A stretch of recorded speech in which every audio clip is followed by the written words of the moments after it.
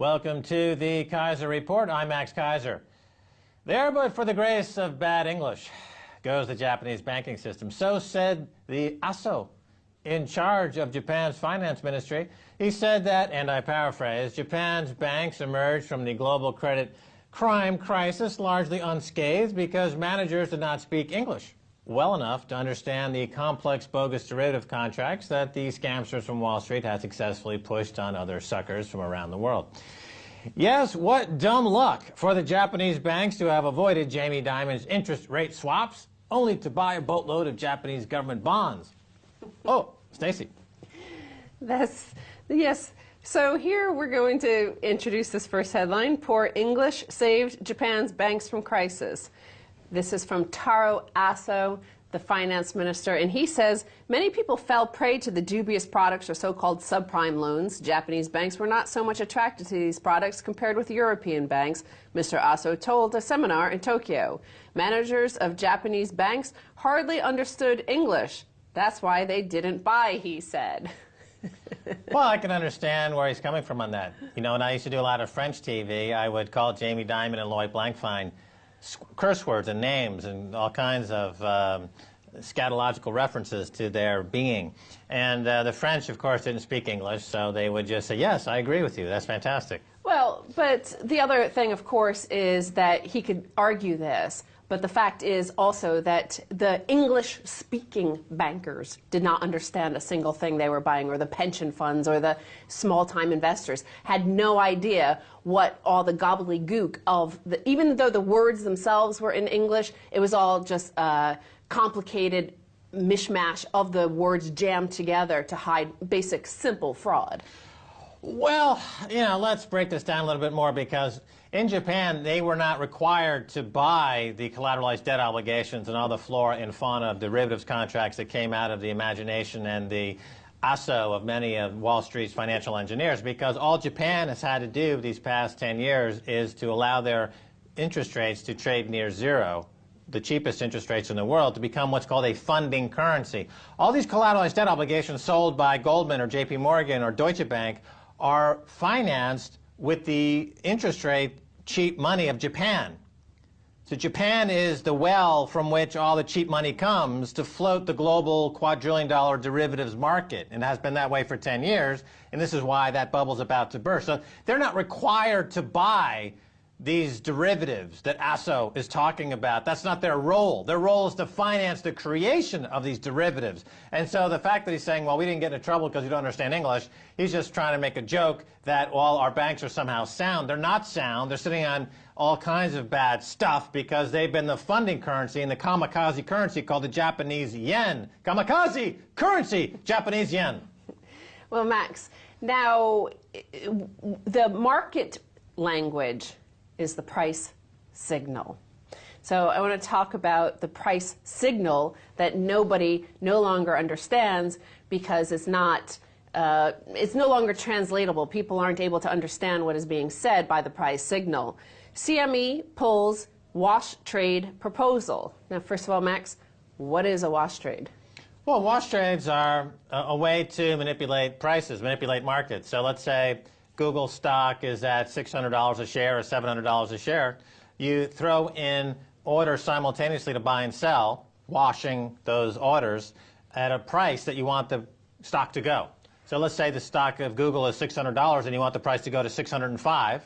You throw enough simultaneously buy and sell orders at $605 until the price gets to $605. So if you have options that are going to pay off at a $605, and then you throw a lot of wash trades in to get the price to $605, then you make money without taking any risk. Or if you make a mistake, then the state bails you out. It's called communism in America. Well, that's what people will argue, that a free market is the price is always right. The price signal is correct because for every buyer, there's a seller. For every seller, there's a buyer. But here you're saying that the guy buying is also selling. He's trying to manipulate the price. He's trying to create a price. Now, the CME group introduced some voluntary reporting of your wash trades. So basically, they're making it a rule, but the CFTC has squashed this for now because they say wash trades are banned by U.S. law because they can feed false information into the market and be used to manipulate prices. Intentionally taking both sides of a trade can minimize financial risk for the trading firm while potentially creating a false impression of higher volume in the market. And Bart Chilton of the CFTC is saying that this is sort of what the high-frequency traders are doing. They're sending out loads of spoof trades and wash trades in order to create and benefit from the rest of the market. They're scooping out wealth from the rest of the market. Right. Well, instead of a price resulting from buyers and sellers in a process called price discovery, price is determined first or calculated first or mentioned first, and then you fill in the trades to get to that price. But this idea of there's no buyers without sellers, let's get back to the Japan being a funding currency as it relates to the Federal Reserve Bank and Jamie Dimon. So Jamie Dimon at JP Morgan, they'll put on a bunch of wash trades using 0% money to get prices where they predetermine them to go through manipulation. And then the buyer and seller, or the buyer of all the debt that they use to get to that trade, is ultimately the Federal Reserve, which is backstopped by the Bank of Japan and ASO and a 0% interest rate. So that's where all the risk is. The buyers are the governments who are sitting on hundreds of billions and trillions of dollars of bad debt that they keep having to float and roll by quantitative easing. That's the buyer of all the wash trades, ultimately, that have been used to manipulate prices. And, of course, the Edward Snowden scandal brings in the other dimension where allegedly firms like Booz Allen and others and Deloitte Touche and KPMG are involved in the data selling to make this even less risky. So, in effect, quantitative easing is a sort of wash trade because here the government of the United States is issuing debt and then they're buying their own debt in order to create what they want it to be the price signal. They want to send a price signal about the strength of the U.S. economy, about the strength of the U.S. dollar, about the strength of the reserve currency of the world. Right. They say, look, it's deflation because interest rates are so low. But they're engaging in wash trades, selling debt and buying debt simultaneously to create that low interest rate that they say is deflationary. Meanwhile, they're inflating the biggest bond bubble in the history of the world, which is, as we've been saying and warning about, is in the process of bursting. Interest rates are ticking up, and this will be a fantastic, glorious collapse of the central planners of the Federal Reserve Bank and other central bankers. Well, the global, real, genuine world reserve currency, the world reserve money, has always been gold, and that's the other side of this trade of the wash trade, the one that actually can't be wash traded away. So we're going to talk about gold here in this headline because this is another price signal that nobody no longer understands. It's suddenly the price signals are speaking another language that nobody understands but the ones manipulating. So we're going to turn to a little clip from CNBC, and they interview Rick Harrison of Porn stars? Yeah, Rick Harrison has a part-time job as a pole dancer over there in CNBC for Maria Bartiromo. She apparently likes well-endowed portfolios. Well, he's a pawn star, so he runs a massive pawn chain, and he has 4,000 customers a day just alone in his Las Vegas shop. So here's what he was asked by CNBC, what he thought of the falling price of gold. Is business different where you are because of what's going on? You know, I retail a lot of gold and silver, and I'm having a real difficult time right now getting physical metal. It's the crazy world about gold and silver. Sometimes, you know, the paper market it's going down, but you can't actually find no actual physical items. But that's another aspect of the wash trade of gold price suppression.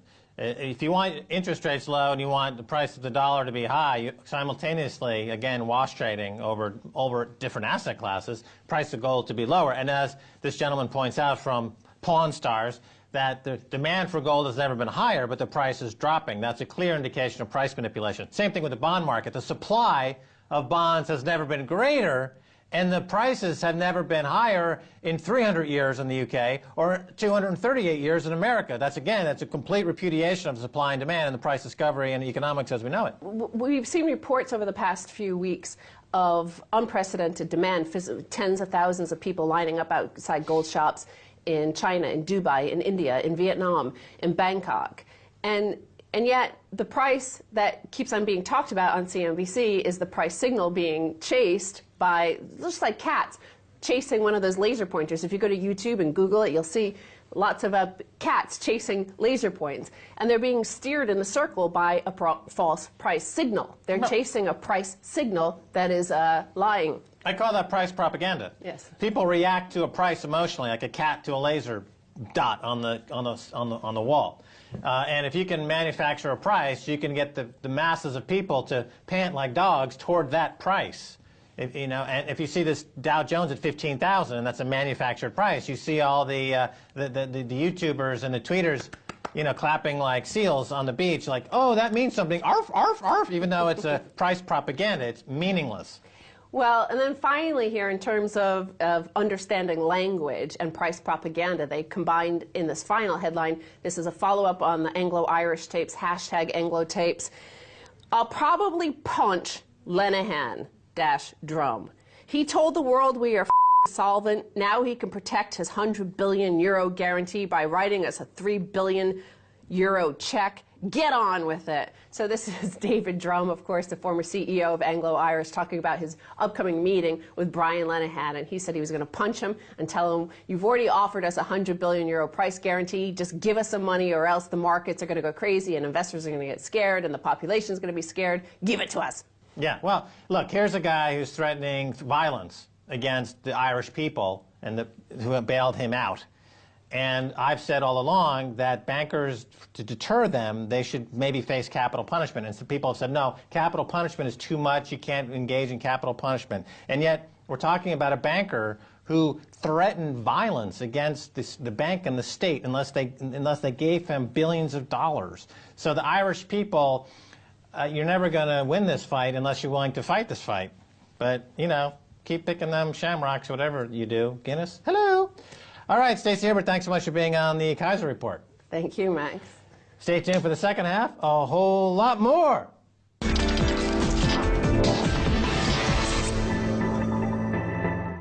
Welcome back to the Keiser Report. I'm Max Keiser. Time now to go to investing legend and fashion plate, Jim Rogers. Jim, welcome back to the Keiser Report. I'm delighted to be here, Max. All right, Jim Rogers, gold has had its worst quarter in 30 years. Is the bull market over?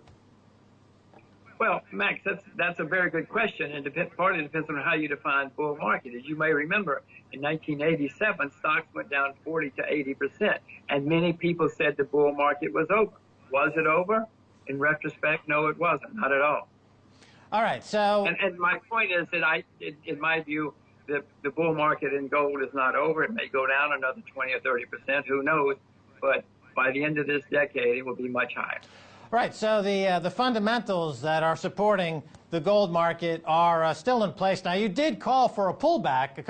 Last year, you said you were looking for a pullback to satisfy, I guess, a healthy bull market has sharp pullbacks every now and then. Have we had that pullback now in this bull market? Are you satisfied? Are you buying, or are you looking for maybe a little bit more of a pullback? I bought a tiny little bit just in case, but I would say, Max, I'm the world's worst market timer. I'm the world's worst trader. But I would suspect that a 30%, 35% pullback is not enough for it to make its final bottom. I suspect we're in the process of making a complicated bottom, which may take a few days, weeks, months, maybe even to another year or two. But then ultimately, gold will make its fabulous bottom, even if it's down 50% from its all-time high, and then we'll be off to the races again. Okay. Don't sell your gold, Max. Fair enough. Okay, I want to stay on gold for a second. The price of gold is now lower than the cost of production for many gold miners. Barrick is writing down billions on one mine. So isn't this going to affect the supply of gold? And aren't the dynamics of supply and demand going to kick in here at some point? Well, at some point. But, Max, I've seen many commodities stay below the cost of production for a year or two or three because people are very reluctant to close mines or close down oil fields or whatever it happens to be. It's very expensive to close something down and then start it up again.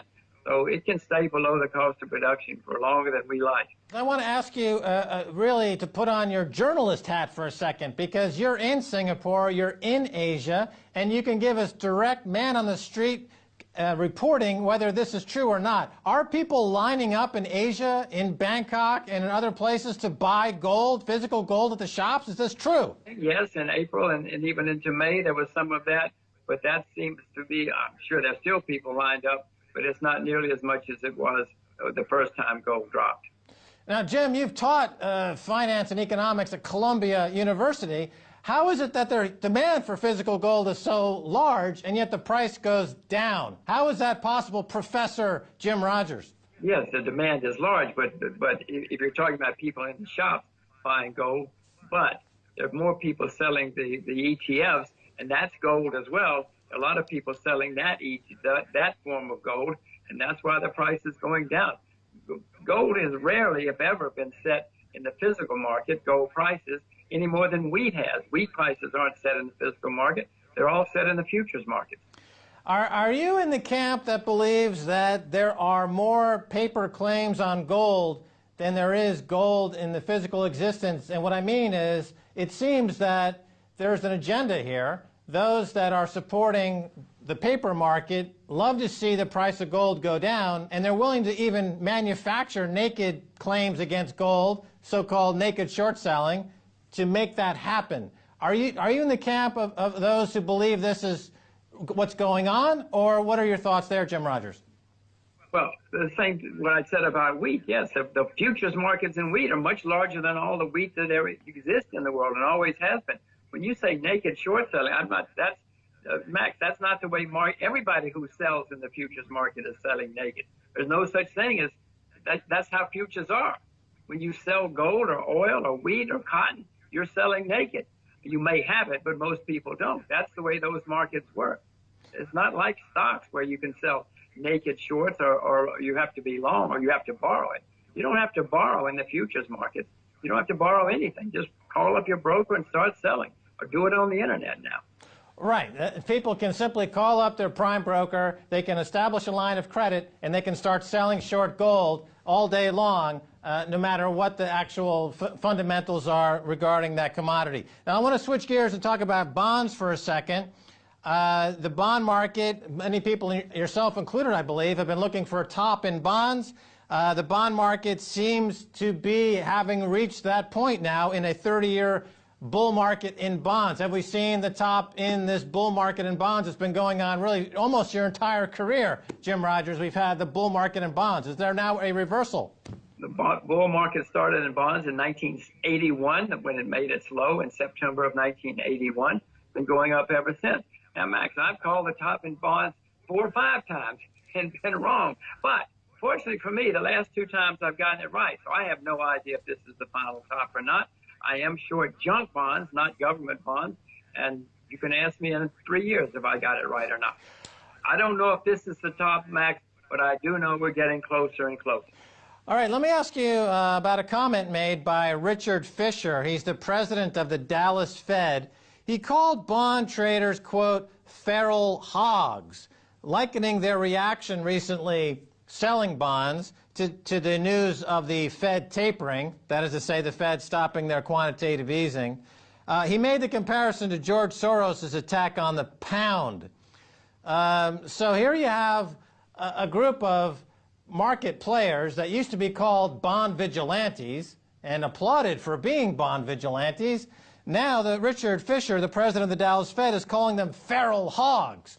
Is that a bit unfair, Jim? I know Richard and don't know him well, but I do know him, and he's a smart guy.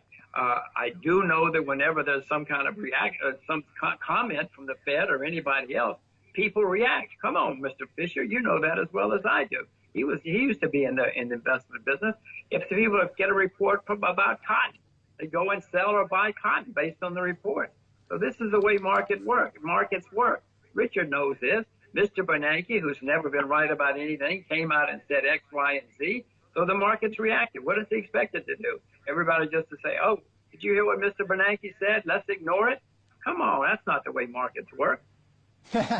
Now, you mentioned Ben Bernanke, and you're a critic of Ben Bernanke and the whole methodology of the Federal Reserve Bank, which mimics more of a Politburo-style central planning than free market. Here in the UK, we have now Mark Carney. He has taken over the Bank of England from Mervyn King. He comes in from the Bank of Canada. He's being lauded here in the UK as a savior, as a rock star of economics, as almost a Jesus-like figure who will save everyone in the UK and Europe. Your thoughts, Jim Rogers? Max, go back and look at every time somebody has been appointed to the head of a central bank in the past 20 or 30 years.